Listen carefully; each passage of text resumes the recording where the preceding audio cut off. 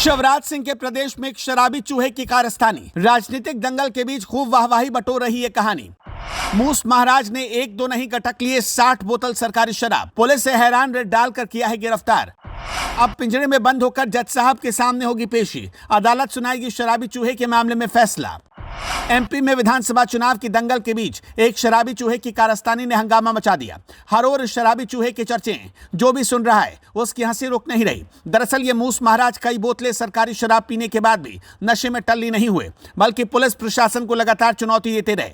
आखिर में पुलिस ने जाल बिछाकर मूस जी को गिरफ्तार कर लिया। अब इनको अदालत ले जाने की तैयारी है। ये जल्द ही बंद पिंजड़े में अदालत में पेश होंगे और जज साहब मूस महाराज पर फैसला सुनाएंगे। एमपी में विधानसभा चुनाव की तैयारियां चरम पर है। पहले चरण का चुनाव 17 नवंबर को होना है। 3 दिसंबर को रिजल्ट का ऐलान होगा। एमपी के दो बड़े दल भाजपा और कांग्रेस अपनी पूरी ताकत झोंके हुए हैं। दोनों दल अपनी अपनी जीत का दावा करते दिखाई दे रहे। दोनों राष्ट्रीय दलों के लिए लोकसभा चुनाव से पहले एमपी विधानसभा चुनाव बहुत अहमियत रखता है। इससे बहुत हद तक जनता के मूड का पता चलेगा। हालांकि इस विधानसभा चुनाव की धमाचौकड़ी के बीच एक शराबी चूहे की दास्तां हर किसी की जुबान पर है। शराबी चूहे की चर्चा राजनीतिक मंचों पर मौज का तड़का लगा रही है। दरअसल आदमी शराब पिए ये समझ में आता है, लेकिन चूहा शराब पी जाए ये समझ से परे। लेकिन एमपी की पुलिस का मानना है कि चूहे ने 1-2 बोतल नहीं बल्कि 60 बोतल शराब गटक ली। मध्य प्रदेश के छिंदवाड़ा कोतवाली थाने से एक हैरान कर देने वाला मामला सामने आया। यहाँ एक चूहे को एक पुलिस स्टेशन में शराब की बोतलें खाली करने के आरोप में गिरफ्तार किया गया।